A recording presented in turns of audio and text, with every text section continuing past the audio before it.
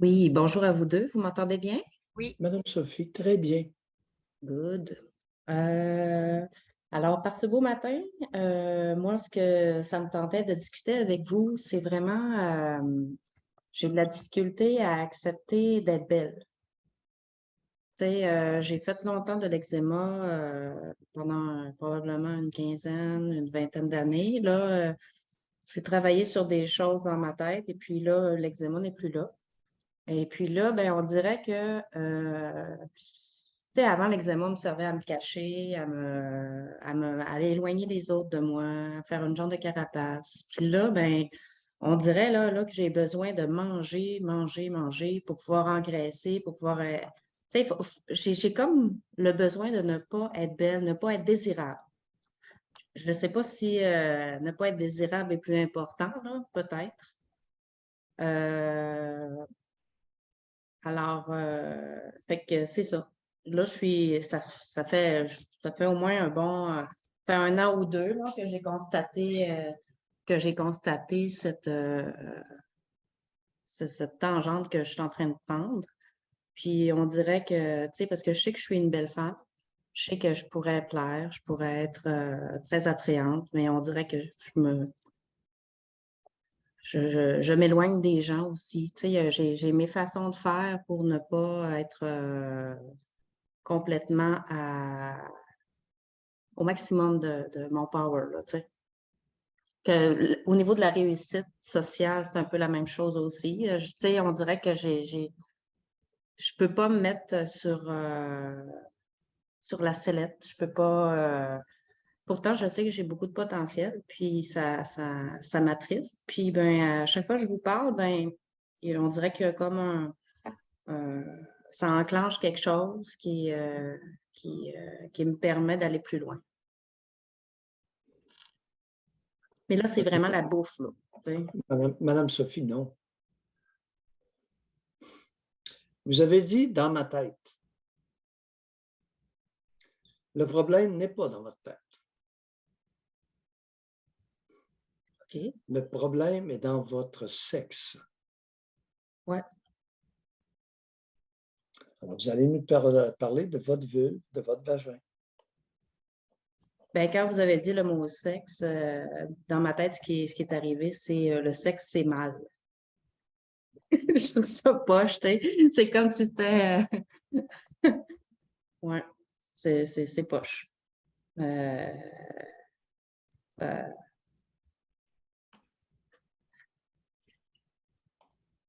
c'est comme si ma sexualité n'avait pas le droit d'exister.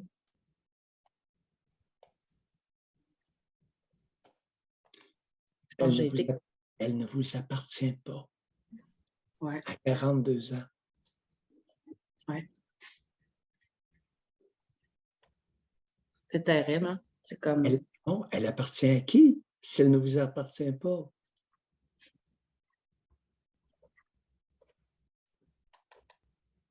C'est sûr que la première réponse qui m'est venue, je sais qu'on a travaillé là-dessus, c'est mon père.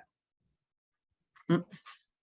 C'est moi qui vous avais dit, je sais pas si la dernière fois ou d'autres fois que j'ai téléphoné, que, tu sais, lorsque je me masturbais, c'était l'image, ça fait un an ou deux, là, c'est l'image de soit mon père ou ma mère qui m'apparaît, là. Ma mère, moins, là, c'est plus mon père. Euh, puis c'est difficile. C'est même la masturbation, là, c'est comme, c'est pas, tu sais, j'aimerais ça que ça soit comme régulier, deux fois par semaine, quelque chose comme ça, ou une fois par semaine. Madame Sophie, Mm. vous tentez de vous masturber, Ouais. l'image de votre père Ou il y a un apparaît dans, blocage. Ouais, l'image de votre père apparaît dans votre tête. C'est bien ouais. ce que vous avez dit. Ça me l'a fait à deux ou trois reprises, là. Ouais. Deux, trois. Racontez-nous ça en détail.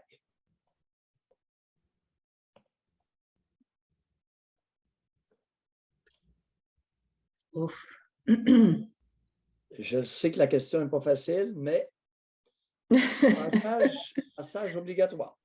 Ouais, on dirait que ça fait comme, non, non, non, faut pas que tu dises ça.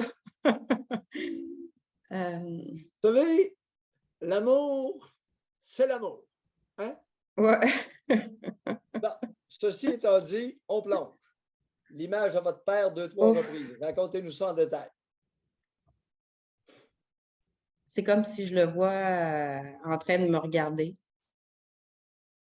Il est habillé, mais tu sais, avec les yeux un peu brillants, là, puis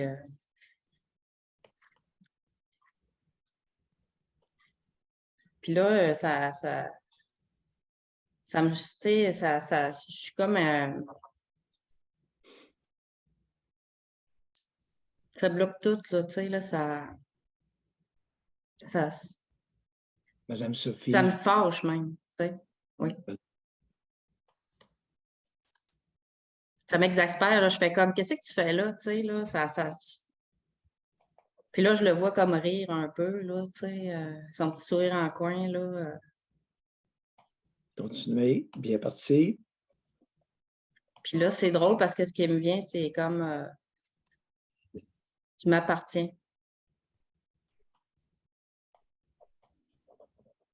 Tu m'appartiens, t'es à moi.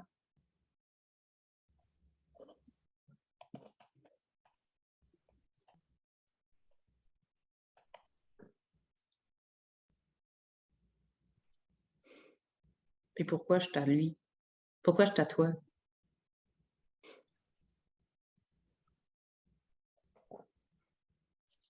Je suis indépendante, je suis une femme indépendante de toi. Madame Sophie, Mais il y avait beaucoup de dépendance dans la famille, hein. Madame Sophie. Le point est tellement important, c'est pour ça que je vous ramène. Vous avez posé une question que seules les femmes posent, jamais un homme. Pourquoi je suis à toi? Cette candeur féminine à l'occasion.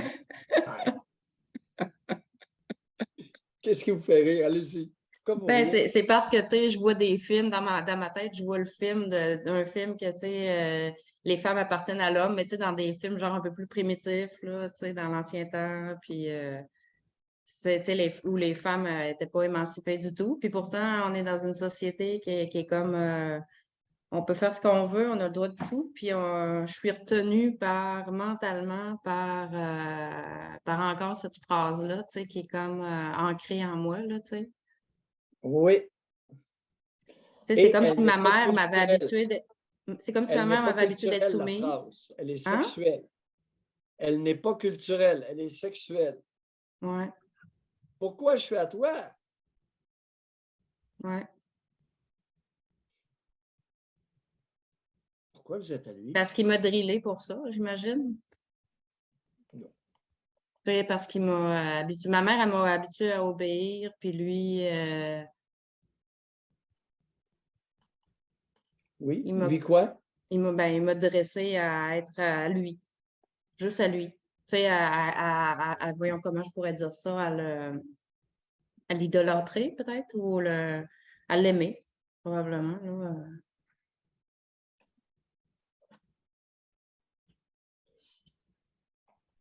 Elle l'aimait. À aimer ce qu'il m'apportait. Oh, c'est-à-dire?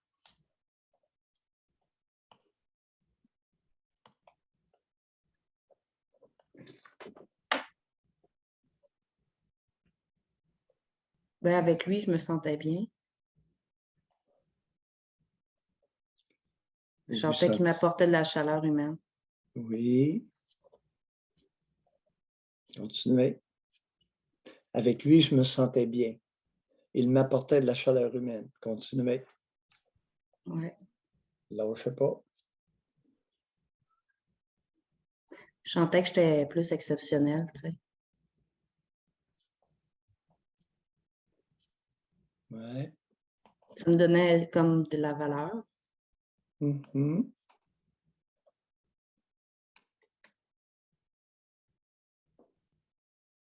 J'aurais tendance à dire que c'était bon.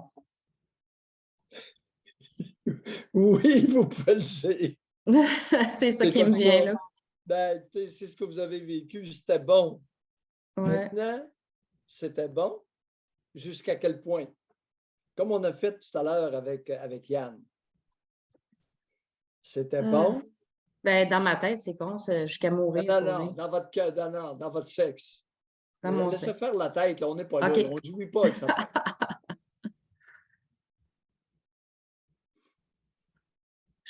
Si je vais dans mon sexe, je me sentais femme. À partir de quel âge?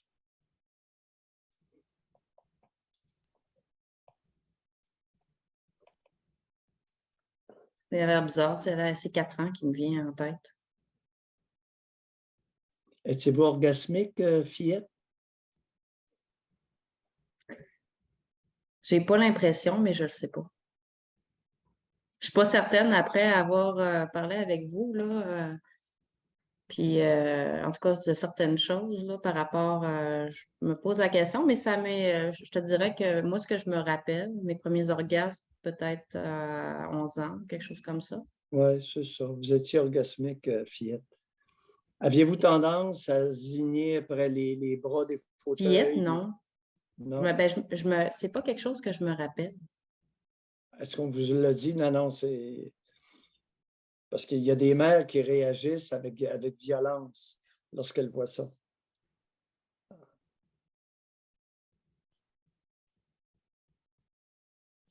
C'est pas Alors, quelque chose que je me rappelle. les fillettes orgasmiques vont se zigner après une jambe ou après un bras de fauteuil.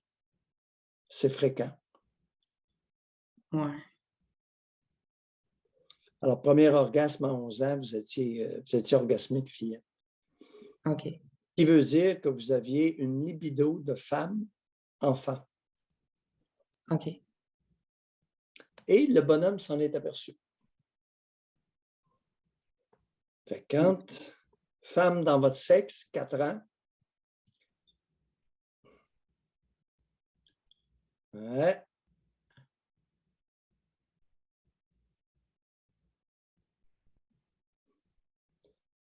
premier orgasme à 11 ans. Est-ce que vous vous souvenez à l'époque, les Je principaux... sais pas si c'était un orgasme ou c'était ben là, tu sais, en y repensant, c'était peut-être plus de la masturbation ou Oui, peu importe qu'il y ait eu ouais. orgasme ou pas.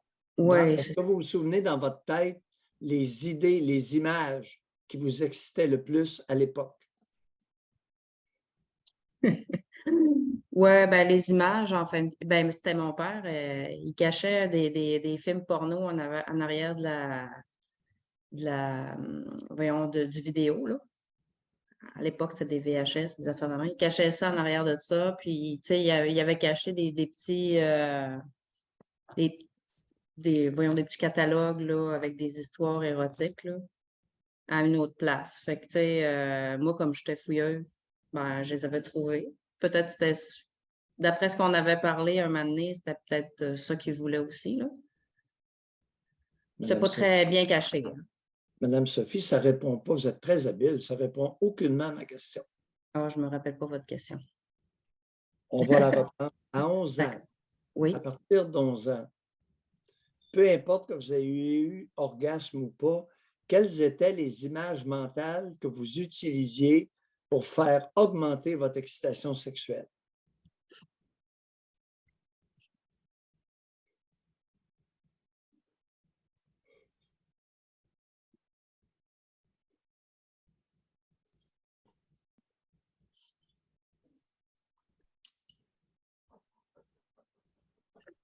Comme ça,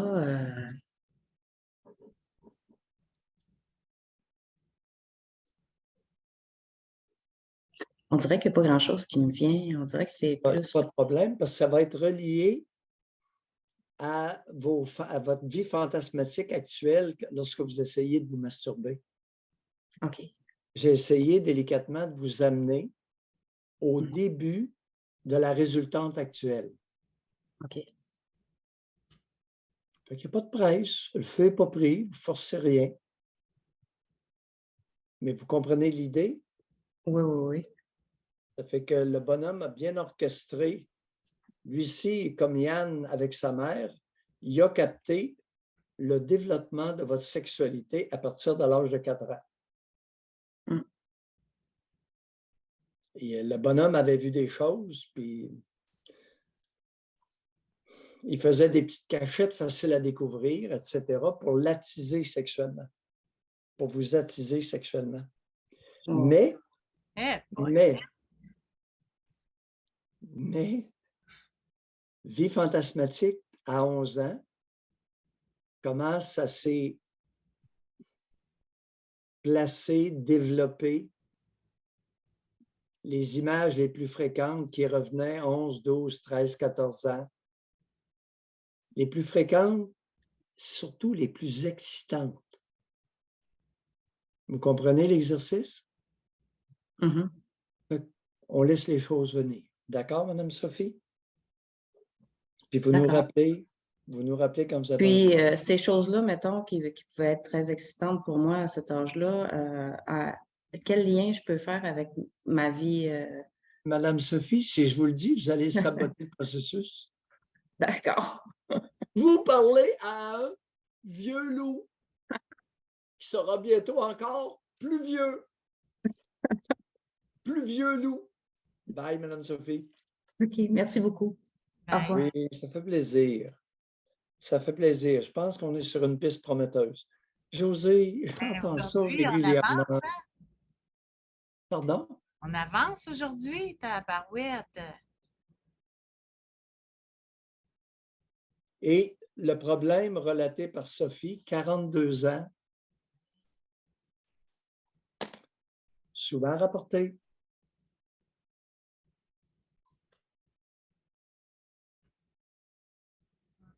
Messieurs, qui aimaient ça aller dans le sud avec vos filles, 15, 16, 17, 18, 19, 20, 22, 24. Ça commence tellement jeune en plus, je trouve, à programmer la petite fille. Là. Tu sais, je vais vous donner encore un autre exemple. C'est plus jeune que ça encore. Il y en a un sur Facebook, là.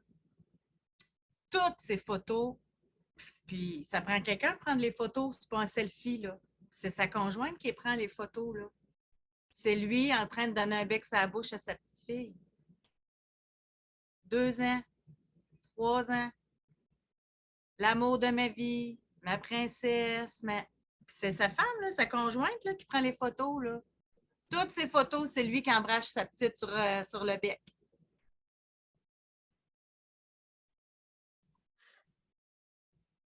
J'ai un malaise, là. Fait que c'est de normaliser à partir même qu'elle est capable de réfléchir. C'est de normaliser ça. Longtemps avant et d'érotiser. Puis c'est jamais pareil d'un cas à l'autre. Dans l'exemple que tu amènes, il va capter la sexualité embryonnaire de sa fillette, de sa petite fille, en érotisant ses lèvres ou en bloquant l'érotisation de ses lèvres pour une personne autre que lui. Le sale.